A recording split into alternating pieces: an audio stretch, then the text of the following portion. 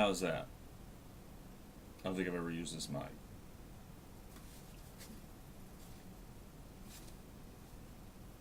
The Lou Bob hat. Alright, we'll give everybody a few minutes to get in. But I got some thoughts. Hold on, let me get a water.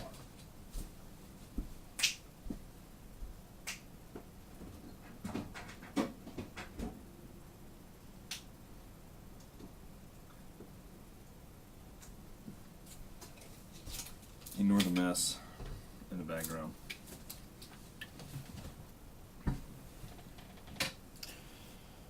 This is not kind to my chin. Alright, now let me know when you get here. Only one person wants to hear what I have to say, huh? 3 people. Kind of sums it up. It's just now noon.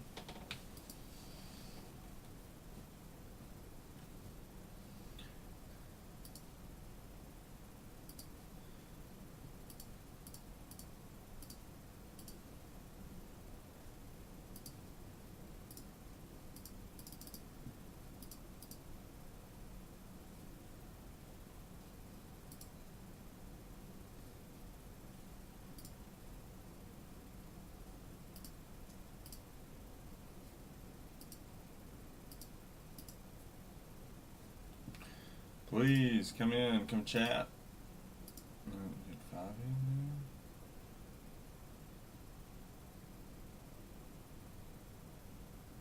there. HA, what's up? Yes, sir. It's good to see. Did you find any of the stuff you were looking for? I know you had a pretty lofty wish list. I don't know if you ended up with anything. We ended up getting up out of there a little earlier than we thought Saturday. I was going to lean back up and see if you did, but somebody had sent some pictures from the airport, and it did not look great. So, I was trying to hurry and get there. What's up, Ryan? Alright, let me take this sticker off.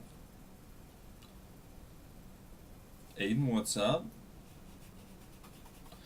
Alright, we'll get going. I'm going to run through some stuff, just kind of some thoughts. I wrote some stuff down. Very nice. You'll have to shoot me a pic. I want to see it. You might have posted already, but my timeline's, Rocket Man mess it up. So I wrote down some stuff this morning, and then obviously I want to hear what you guys want to know and questions and stuff after. So those of you who don't know, I'm Blake. Deep Fried Blake, as you can know. And this is Deep Fried Breaks. This has been going on a couple years now. Second national. Did not break this time around. I did the last time. I did not want to deal with hauling an extra suitcase. That's right. I'm going to load you up with some Francisco Alvarez and Brett Beatty today. I didn't want to fly like last time I broke up there, I had to fly an extra suitcase. Like I put mine inside a bigger one, and like literally just paid for a second bag on the way home. And I was nervous the whole time about, if stuff was going to get damaged or not, so it just wasn't worth it to me this time. Next year, I don't know. We'll see what happens. I want to set up, but at the same time, I don't, because a lot of the fun to me is walking around, and I don't have the stuff that can compete with some of these tables, and we'll get to that in a minute. So, all right. So I'll start out kind of the things I saw the most of. Aiden hit on it earlier. He asked about Ohtani. Ohtani was number one. To me, far and away. I mean, vintage, obviously, if you include vintage as like one person, yes, but you can't do that in my opinion. But far and away, like the most guy I saw the guy I saw the most modern of was Ohtani. It seemed like even if you did mostly football or basketball, you had to have some Ohtani at your table just to get people to it. I didn't buy any. I wasn't opposed to buying any. I saw a couple, like I saw a gold, couple like gold inserts, PSA 10s, like in the 500 range, that I thought were nice, but yeah, I ended up not buying anything. I did go up there with a list, So like first time I went, I had like a kind of list of cards I wanted to look for. Ended up getting a couple of them, and this time I just didn't know. Like I'm kind of, I don't say in between PCs, but like I think I've gotten enough Lubov and Tua and stuff that like I'm kind of nervous on doing too much because both have shown that they're not the healthiest people in the world. So I didn't really know what I wanted to see, but yeah, Otani was number one, and then quarterbacks after that. Mainly Trevor Lawrence, Mahomes, a lot of Mahomes. I saw a lot more nicer Mahomes than I thought I would. I figured a lot. There would be several tables that had a lot of high end Mahomes, but it seemed like most people that were set up had something decent, like some kind of rookie, some kind of optic, PSA 10 from rookie year or whatever. Burrow was a lot, and then obviously vintage, but it's just a solid category. And then we'll talk about that in a little bit, the vintage stuff. But those were kind of the stuff. A lot of really not a ton of wax. A lot of some guys would have loose boxes here and there of higher end stuff. But most of your wax was coming from Blowout, David Adams, Steel City, Chicagoland, all the main online people. And again, just like in real life, Blowout sets the market up there too. If they went up in Chrome within an hour, pretty much everybody else on the show floor went up in Chrome. So yeah. So I've seen some stuff this morning and yesterday about how kind of the flow of the show, the floor, that kind of stuff, about how everything needs to be better grouped. And I agree with that. So apparently, like the VIP or the general entrance was like up top, and you kind of came down and you went in like this big room that was just added. They didn't have this room last year with all the modern or a lot of the modern stuff, and that's where like the autographs and stuff were, the lines for the autos. I didn't do any of that. I probably should have. I had the VIP pass, but we kind of, I don't know if we had to, but I ended up going in like this back door kind of every day, and you would kind of come out where I thought was the main entrance, and then like it was just like the lower level, and there was a ton of vintage. And from what I understand, like when I first walk in, there's like a golden booth, and from what I remember and from what a lot of people say, it's kind of the same stuff you see at every national. It's the same people setting up the same. I don't say crap because it's not. Like it's obviously not crap, but there are not a lot of new stuff, and it's the same people kind of in the same spots. So you do that, and then you'd kind of have like your main, Topps Fanatics, Panini, Wildcard, ComC, REA, Pristine. All those were kind of in a row in the middle, and then you'd get to the back, and there was more modern, for the most part, and then another row of kind of mix of modern and vintage, and some vendors like some big names. Then you go to the Breakers Pavilion. And then you had more rooms behind it and connected to it, more modern, it seemed like. And then the back part, which really might have been the front, who knows, where the autograph stuff was, again, more modern. Obviously, probably more modern than vintage, but, so yeah.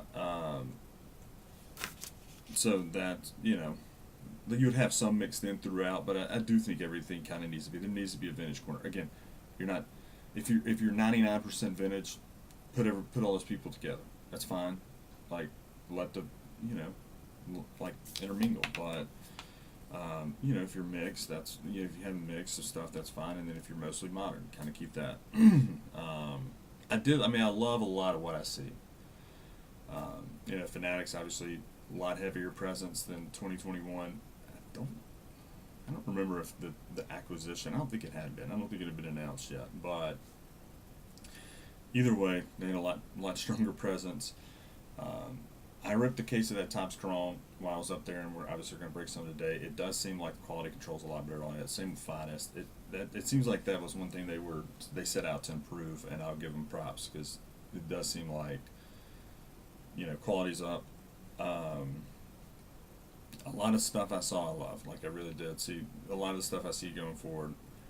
But then there's obviously some stuff I didn't love. Like the Breakers Pavilion, a lot of good people in the Breakers Pavilion. Do not get me wrong. I finally got to meet Pat's Pools. I know Ben was there with Midwest. Every time I walked by, he was breaking. I didn't want to bug him, and I know he posted something, don't be afraid to, and I feel bad now. But there are a lot of good people in the Breakers Pavilion. There are also a lot of people that I don't want to say, or they're not bad people. I mean, but just not up my alley. Like Backyard Breaks had the biggest presence there. I mean, you guys know how I am on that, but I mean, it's just not for me. It's not the, the going crazy. Every time you feel like you hit a big hit, you take your shirt off kind of thing. Like, get excited, sure, but I don't know. I just, part of that was, a lot of whatnot stuff. Again, as a whole, I know there are a lot of bad apples. I know packing, that was, I'm gonna hit on that too. I did not do a good job of like hanging out with people. Like, I felt like I was always on the go trying, and I, I wasn't. I didn't have to see every table 8 times. But, there are a lot of good people, and I'm not saying it's just some of the stuff I saw, wasn't my favorite. It's not my cup of tea. Maybe I'm just getting on up there in age, and it is old man, get off my lawn.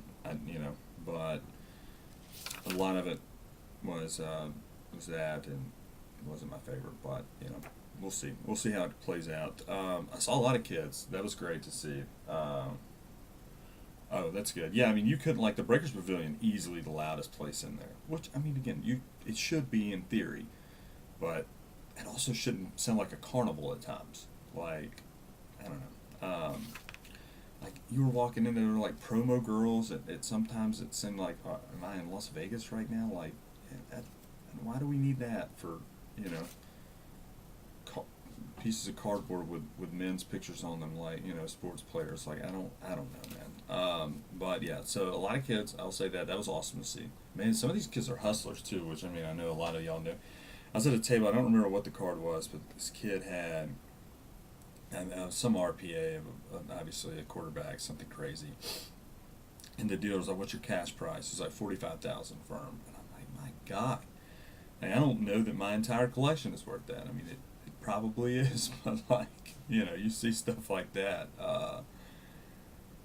Yeah, I was going to talk about the AC too, but a lot of the kids were crushing it, and that was good to see. So like, the next generation coming up, there's a lot of there's a lot of good people coming up, and that's always good to see. Like, I kept thinking to myself, man, I can't wait till Benton's old enough to take him to something like this, and really me and him do it together. I saw, like, okay, I'm not going to, like, Bubba Watson was walking around.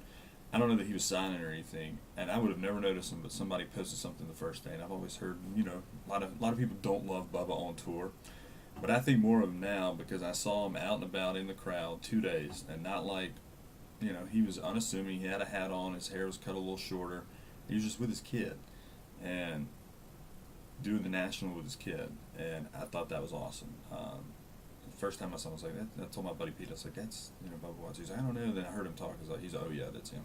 But, just a lot of that, and so I look forward to that as a dad, taking, maybe that's not something he is going to be in love with like I am, but still something I hope I get to take him to one day. So, that's something to look forward to. I tweeted about the content stuff, and it definitely came off as old man get off my lawn. And that's another thing I realized as I was walking around, like, I gotta stop getting so angry about every little thing. Like, people are gonna hobby in different ways, and it's not my job to call every one of them out for their, still not might not love everything I see, but, sometimes it's just okay to let it be, because, people are like, oh, there's your boys so-and-so. I'm like, yeah, I really do need to calm it down a little. But the content thing, and I'm not trying to get off my lawn. Like, I get it. I'm making content right now. It's what I'm doing. I didn't care for people making content. The only thing that bugged me was, like, people would be pushing you out of the way, and it's like, hey, let me get in there and see that, and that, like, there'd be video in it. And thankfully, I was telling Pete too, you will hear the name Pete a lot. Pete's in here in the chat some. He was with me, and we spent, walked around most of the show together. So I did tell him, like, thankfully these little vlog cameras, actually I have one right here I need to, like, fully operate, but that has replaced, like, the big crazy cameras. There weren't, like, what looked like production crews walking around like there were last time, but still, like, every person doesn't have to make content, and somebody's like, let people do what they want, and maybe this is their big breakout. You're not going to get your big breakout from the national. I'm not trying to be an asshole, but there are so many people making content that everyone's going to go see those people they already follow. Like I saw Ryan from Card Collector 2 doing a lot of stuff. Love his stuff, and he positive influence and all that kind of stuff. Like they're going to go watch all that. Like it's not. I just, maybe I'm wrong, but I don't think the big breakout's going to come from the 1,000th piece of content we've seen from this. Again, I'm making content right now. I'm just kind of doing like a recap. What's up, Zach? Zach, hung out with Zach a lot. But it, I got pushed out of the way a couple times because guys were trying to video. Like one guy was trying to, he's like, hey, what's your favorite? I'm like, no, I don't want to be like, I don't need to be in your video. I'm just trying to look at cards. So that was another thing, it wasn't bad, but like the crowd, especially on Friday and Saturday, it just gets so crowded at these tables that it's tough to, when you're kind of getting pushed out of the way so such and such can get their, 25 views, it's tough. Like, it's hard to, I don't know, it kind of frustrated me a little bit. And another thing, so again, come back to Pete. Pete had a rule, and I'm going to have this thing out, and we're going to talk about this a lot going into Cleveland next year. I loved it, and I think that it's something, it drove him crazy the whole time, and after, like, he pointed it out into, don't comp at the table, okay? You need to comp. The way these dealers are, a lot of them are high on stuff, their card, whatever, I'm not, but complaining about backpacks. I don't have any problems with backpacks. I did see a lot of people wheeling around like these big, like I've got this big slab locker over here. I wouldn't dare take that thing. And a lot of these people are wheeling those things around. It's just like, if you're going to do that, I feel like you need to, obviously not have a table, but I do think they should kind of put some enforcement on, like, you don't need to be rolling around suitcase-sized luggage out there. Backpacks are fine, just assume everyone's going to have a backpack. Like, I'm a big guy, I try not to bump into people, but, the Pete's big thing was don't comp at the table. If you're gonna, rolling luggage is bad. Like if you're gonna comp, and you need to, like I'm not, you don't have to live and die by every comp. And there was a lot of guys with like, I don't care what your phone says, this is my price. Well, you're gonna lose business because, a lot of times stuff would be 50% high, and national like comps do get messed up during national because a lot of people are at the show. They're not on eBay, so you can find steals if you're not at the show. So like, I'm not saying use comps day of, but like if there was a comp a week ago, it's pretty consistently $200 card and you got it at $250, sure, that's something to bring up, but don't comp at the table. And he's like, his whole thing was, if you're playing blackjack, you can't pull your phone at the blackjack table. You got to take a step back. If you want to make a call, step away from the table. I love that. Like, you don't have to let a million different people in, but if people are kind of passing by, cruise, or just kind of looking, and that's what I would do. If I saw something I'd like, I'd kind of go up and be like, okay, and take a step back, and just kind of, all right, that's fair. Let's see what we can work on. I don't think that's a crazy thing to ask. Like you don't need to be hovered up over the thing with people all around you trying to comp, because of course like service isn't going to be great anyways. A lot of these people aren't super quick, so. I didn't think that was a big ask. I thought that was a great thing. Like, not a big ask. Let people come in and out. Let the guy at the table know, hey, let me look some stuff up. And don't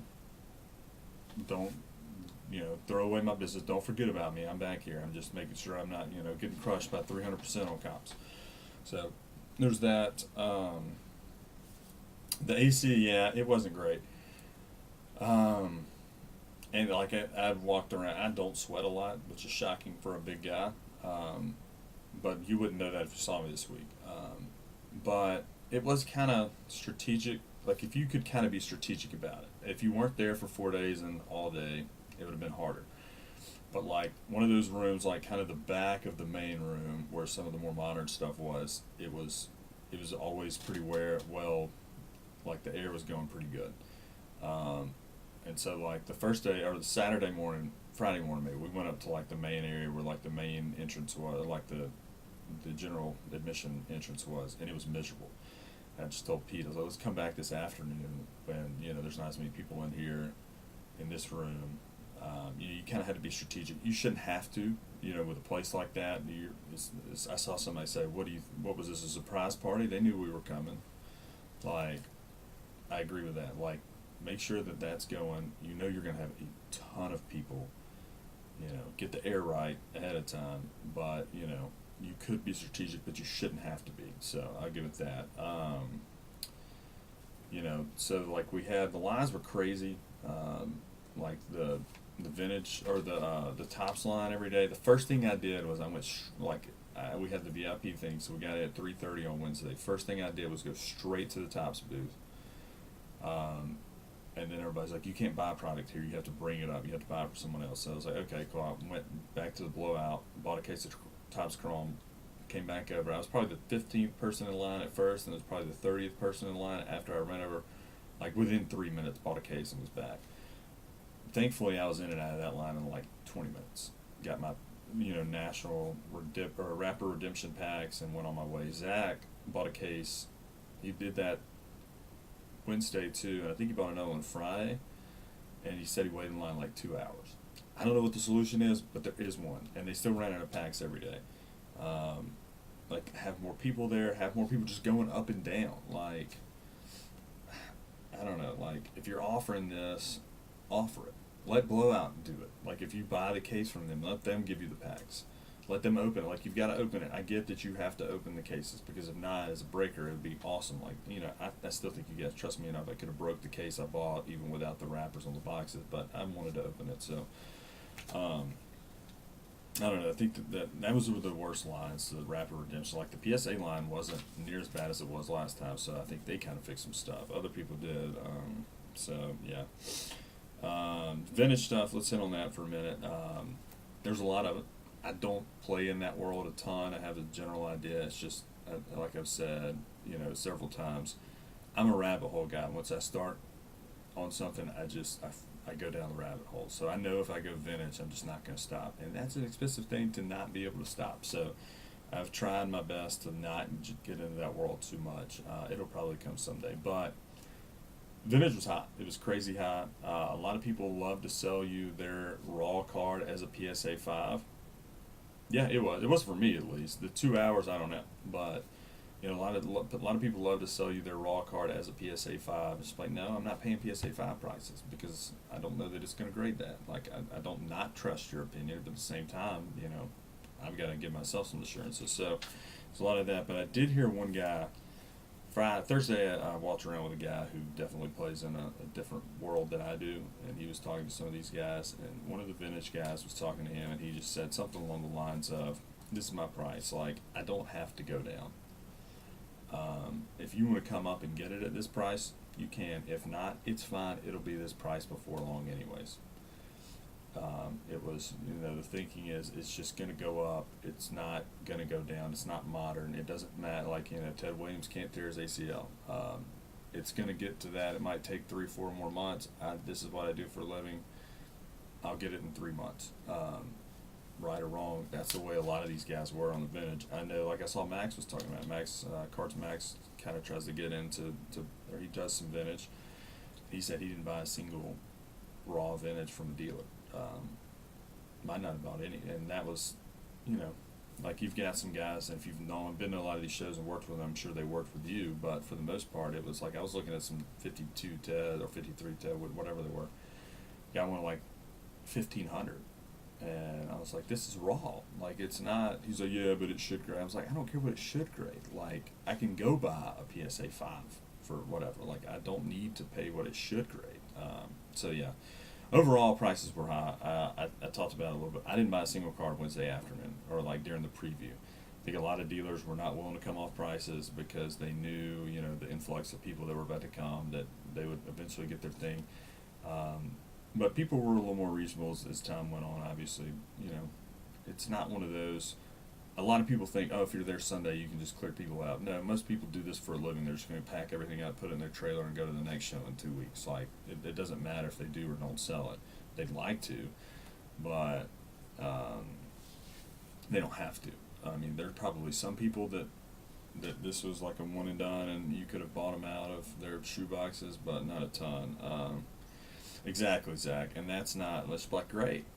You know what? Like, if I ever have to flip this, people don't care what I think. They care what PSA, SGC, CSG, they care what that. One thing I'll notice, 95 to 99% of the Julio Rodriguez stuff was comped in November of 2022 and hasn't been updated since. I'm sure you could have shown guys, I'm not that guy. I'm not going to pull up a card and be like, oh yeah, well the last 200 and you're at 350, so meet me at 200. I'm not going to be that guy. It's your card. Like if you want to work with me, I'll ask you what's the cash price, what's the best you can do, that kind of thing. I'm not going to be, that person. But a lot of the Julio Rodriguez, like I said, is priced in November of 2022 and just has not been updated since. And it's crazy. A lot of his stuff's falling off half. Like I got that gold wave right here. I got this for like 400 cash. I think you can't see it great, but I was happy to do that. But for the most part, I would have been a J-Rod buyer on some stuff, but people just hadn't updated prices. Like there was, like I said, the deal we had. I traded into almost everything. Like I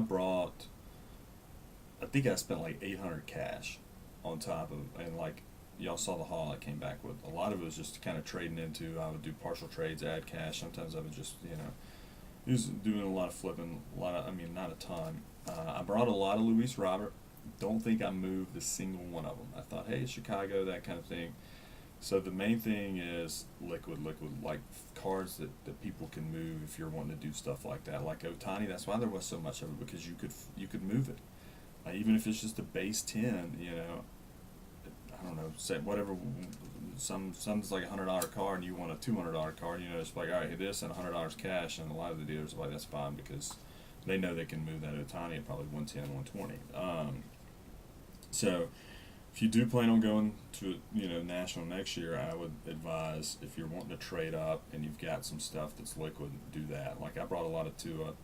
A little interest, not much, but like literally, I don't think I flipped a single Luis Robert card, and he's having the best season he's ever had. Parlay, nice parlay at the game Friday night, but it was just crazy. No one was interested. Like I saw a lot of Luis Robert early, and I saw those same cards Saturday before I left. Like just not much moved.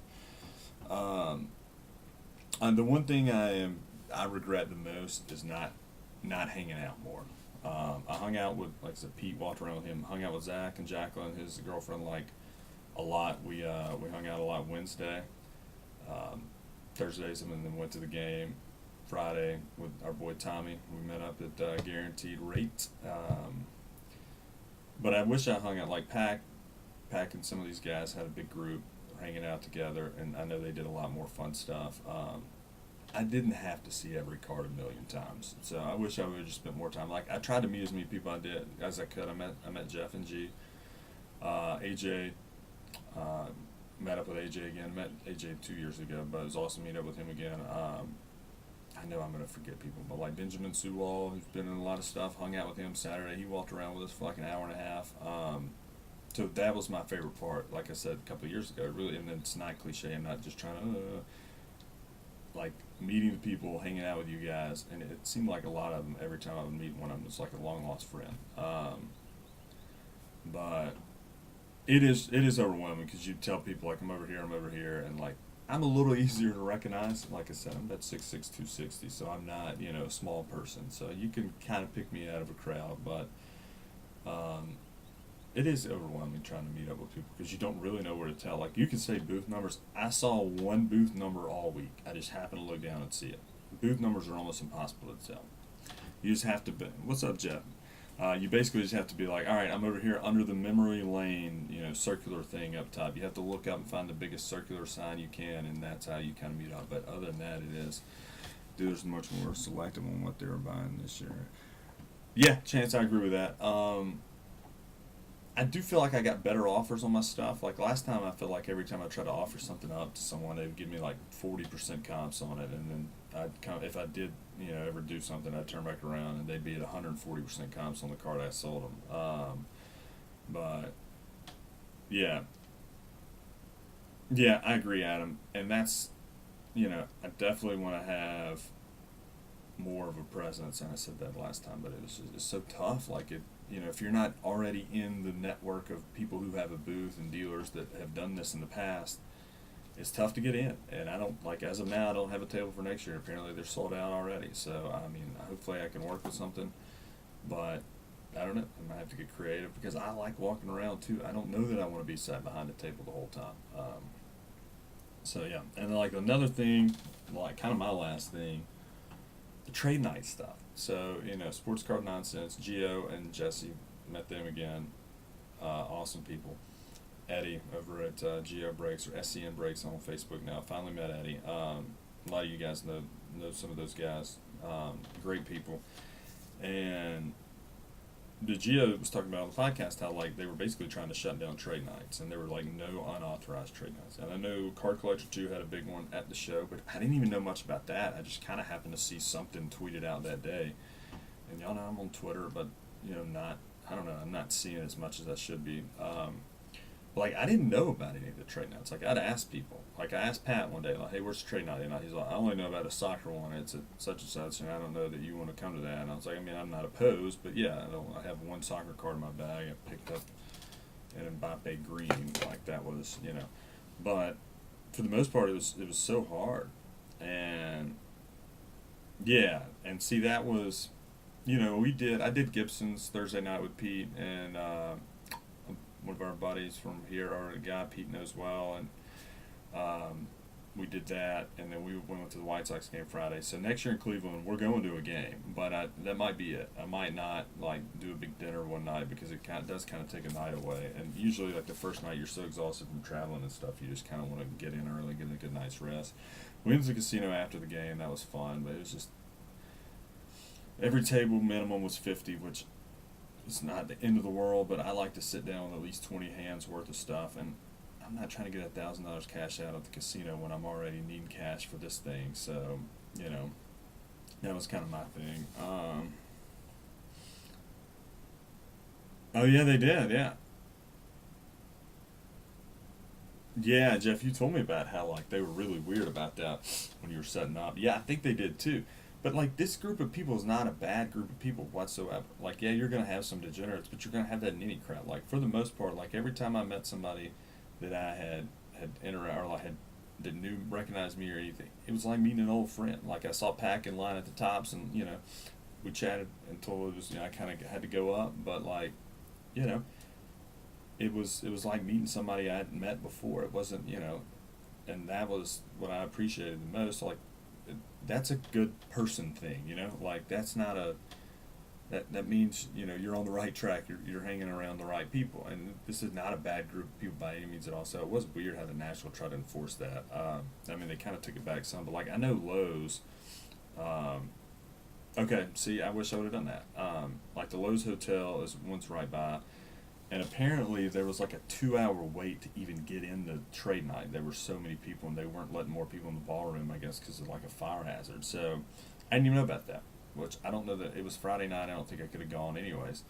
And I flew back Saturday. Thankfully, after seeing all the delays and stuff from yesterday, I'm glad I did. But that was another thing. Like, it's okay for trade nights to happen. Like, these people are up here to deal in cardboard. Like, it's not like the National makes a cut of everything the dealers are selling anyway, so I don't understand why they're so gung-ho about it. Like, let the trade nights happen. Give it a big space. Like, I know you can't do it on the floor because, people are set up and stuff. I get that, but, like, it's not the end of the world for people to trade baseball cards. Like, nothing, I'm sure, whatever, if there's anything illegal happening, it's happening already. Like, I just don't, I didn't see the need to do that. Yeah, I agree. Yeah. But well, nice. Yeah, I mean that's smart. I will say about that, Zach. I think they probably could police it on Wednesday and Thursday, and then Friday and Saturday was just a whole nother animal. So many people, like they just couldn't stop people setting up in the lobby. But I did think that was funny. There was just a lot of people out and about, and like I'm sure some of the dealers are like, this bullshit, I paid good money for my table, and, Joe Blow's just setting up in the lobby. He's not taking away from your business for the most part. And people are coming to go to the National. They're coming to go to the booths. They're not coming to go hang out with people in the lobby. If you're there for several days, it's, you want to break from the tables. You, like, I would say it's tough to see everything, but I do feel like I did a pretty good job of it. So I don't know. I do think they'll try to police it a little more, but it's not the end of the world. Like, it's not, you're not taking real business away. Like, sure, there's some deals going on, people are buying and selling and trading, but like, most of the buying and selling and trading still being done on the floor. 99% of it is. I did see a lot of people say like trade nights is really the way to do it if you don't have a table. And I didn't make it to any, so I couldn't tell you. Like I said, we kind of had plans each night, and then it apparently that they would go to like 2, 3 in the morning, so I could have made it. But I'm old, you know. I love Benton and I missed him, but it was nice to sleep a little, not knowing that you didn't have the possibility of a crying baby waking you up at 5:15 and laying there with Laura debating whose turn it was to get up with him early. So I took advantage of that a little bit. I mean, I was in bed by at the latest 12:30 every night. So yeah, so like main things. 99% positive experience. It really was. I mean, of course, there's always going to be little things you see. I would love more of a trade night like aspect because the show shuts down at 6. We were only there till 6 one day, and we tried to like leave early just to beat the crowd of everybody mass exiting and being able to get an Uber and stuff, even though we were within walking distance. But I saw a lot of people like hanging out together ripping packs at the end of the day, and like we kind of did that. Me and Pete ripped half the case, I ripped the half case, and then Pete joined me the next night, and that was fun. But honestly, and me and Zach kind of talked about this like this year, but it didn't work out. Like a fun thing to do would just be get an Airbnb, it's like a big one, real close. 10 rooms. Everybody has their own room, and then you're just hanging out all together. Recapping, ripping and stuff. But yeah, I think you're probably right, Adam. Maybe I do it with some people. I mean, I was in it 2 years ago. Maybe I do it with some people, and because I do still want to be able to walk around and enjoy the show and see some stuff and meet some people, but I also want to have a presence. So I don't know. Yeah, so all that. So we go get the Reds. We're gonna break some chrome here in about an hour and a half. So we've got a little more packaging to do. Gonna eat some lunch. But does anybody? I mean, I know hopefully try to answer anything throughout. Does anybody have any questions that didn't go or did go or anything? I know there's a million people going to be recapping it, so I kind of was shitting on my own thing about not everybody has to make content, but I did want to, I had people ask, so I wanted to go out and kind of give you my thoughts and, kind of really, this is for me too, to kind of like externally plan more for next year in terms of being better at what I want to do. Like I was happy with the stuff I picked up. I try to pick up stuff that I can move. And it's true. Yeah, I don't know that AC will happen though. I know they offered that $1,000 off. I don't know if y'all saw that, but like they were. There you go. So all right. Yeah, my whole thing is I want people to be able to come to the booth that are part of the community and hang out and like take a load off and sit behind and that kind of stuff. But yeah, they were voting on the next one. I hope it's Atlanta, selfishly of course, but they're voting on 2026, I think. So like next year's Cleveland. I think it goes back to Chicago, and then yeah, so 2026.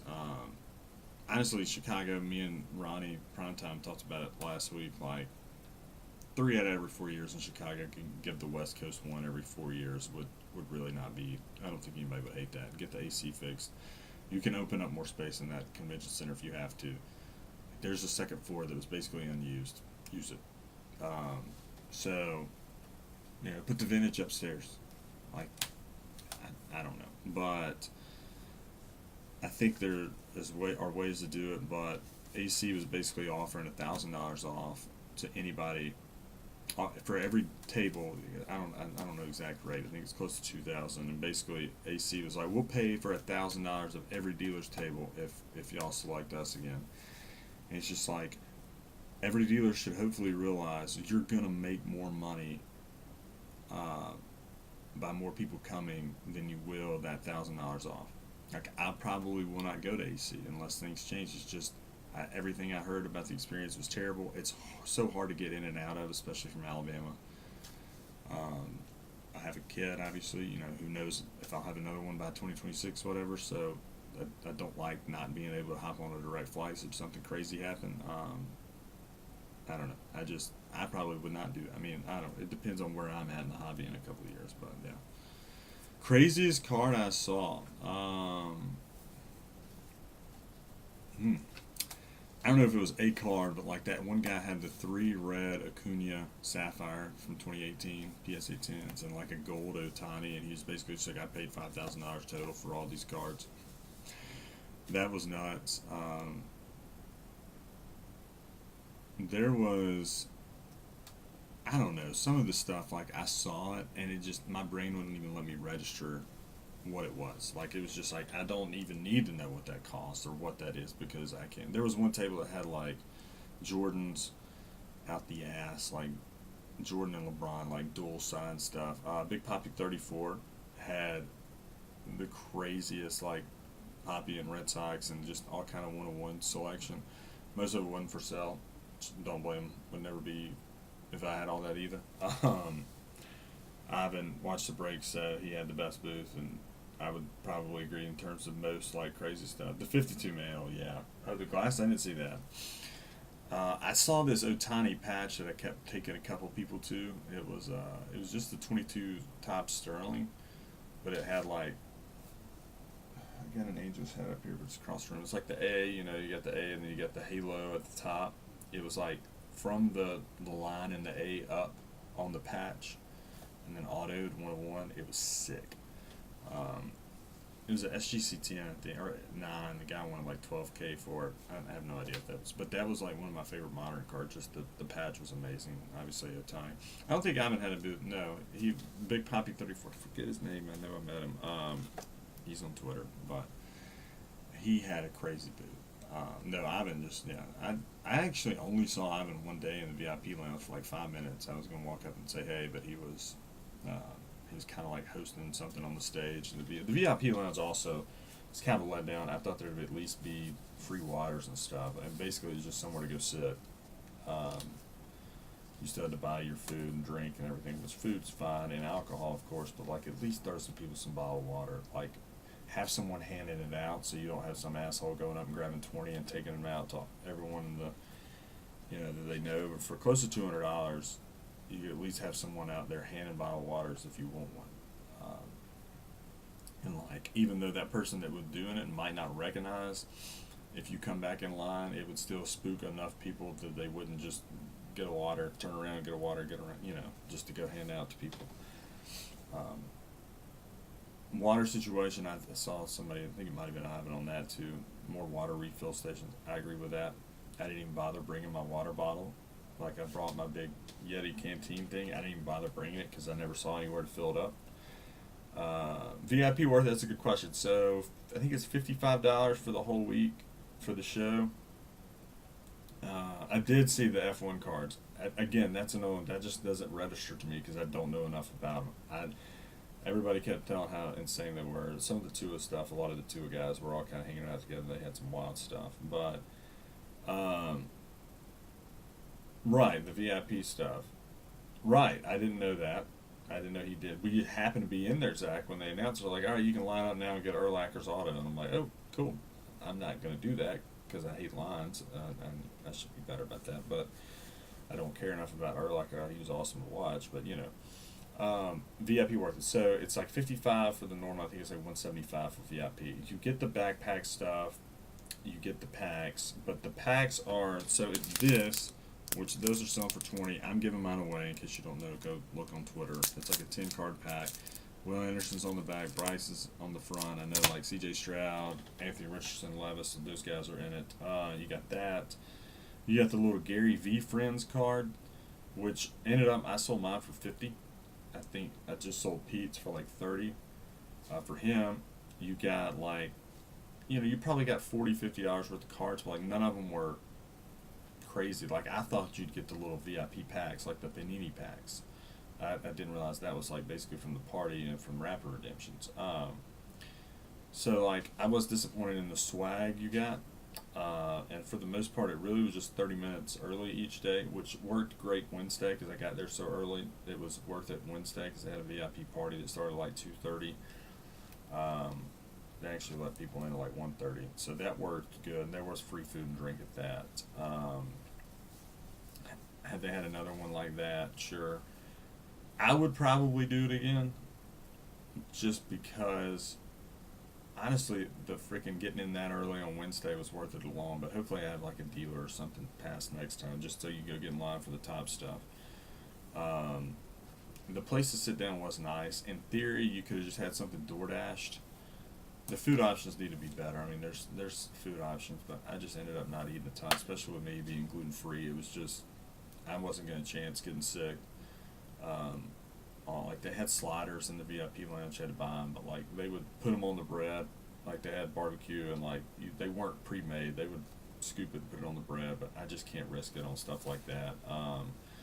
So food options could be a little better. In theory, you could have DoorDash something, brought it in the VIP lounge and ate, but it was nice. I would probably do it again, just mainly the early entrance. Um, you could hustle enough to move your packs and stuff, like to get some money back, to get pretty much close to the buy-in originally, and just the lack of lines in the VIP lounge. Like I had a couple drinks a couple days, and I knew if I wanted one I could have just gone to the VIP lounge and gotten it with no line, so that was nice. I totally understand why a lot of people would not do it. Like Pete was with me, it's just like, I don't know that I'll do it again. And I was like, I probably would. And he's like, well, if you are, now I guess I will too. But, um, so yeah, I understand why people would not think it was a huge difference. I thought it would be more of a difference. Uh, but yeah, so kind of worth it, but depends on who you are as a person. Not everybody will think it's worth it. Like we didn't fully even take advantage of the early entrance. Like I would get there at like 9:55 most days, so like I got in 5 minutes early. And but again, not having to go with general admission with everybody else coming downstairs at once. I'm probably sound like an asshole again, but that for me that was nice. Like I don't mind crowds. I don't like lines. I hate spending my time in lines. So the back, yeah, I like a line VIP. That was nice too. I agree. Um, It had its perks. If you just hate lines like I do, it's worth it. So, all right, guys, I'm gonna hop off. Are the Guardians in town next year? I don't. Let's see if their schedule's out. 2024. If they are, we're going to a game. Like I will buy. Same thing. I will buy your ticket. Why is my? I swear it's okay. Like my connection. Oh, they are? Alright, sweet.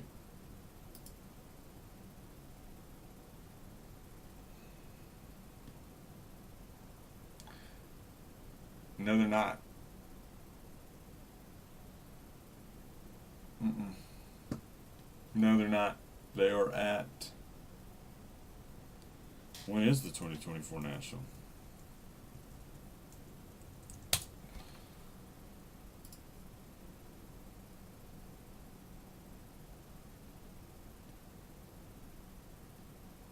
July 24th through the 28th. So they are. Alright, Detroit, 24th and 25th. So the 24th will be the first night, so that Wednesday. Honestly, probably wouldn't do it that night because that preview night's actually pretty nice. You kind of get to see the floor. Thursday, the 25th. Let's go ahead and plan it right now. Thursday, the 25th, against the Tigers. They are, but they're not the weekend. So Friday, Saturday, Sunday, they're at Philly. But Monday, Tuesday, Wednesday, Thursday, they're against Detroit. So Thursday night, more people will be in town. I say we'll just go ahead and book it right now versus the Tigers, Guardians. I mean, I'm not going to buy tickets right now, but if you plan on going to the show next year, just go ahead and plan for that night as part of your experience. Tickets are on me. Like I always say, I will buy your ticket. If you want to bring a spouse or significant other, whatever, that's perfectly great. I will ask you cover their ticket, but I will buy as many as I can together, and we'll do it because I think that's. I mean, I've never been to a Guardians game, never been to their stadium, so I think that would be. I mean, you're going to a baseball card convention. You got to go to a baseball game while you're at it. And I think that's part of the fun. Like we had a freaking blast at both White Sox games, last time and this time.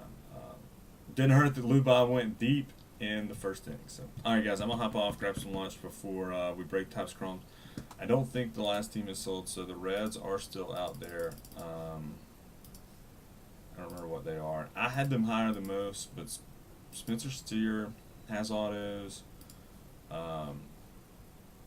Like they're pretty good in that. So, obviously probably not the most sought after team, but they shouldn't be the least sought after team either. So, thanks guys. I'm gonna hop off and we'll catch you shortly for Chrome. Thanks for listening to my ramblings. Any questions, thoughts, whatever, let me know and I'll get back with you.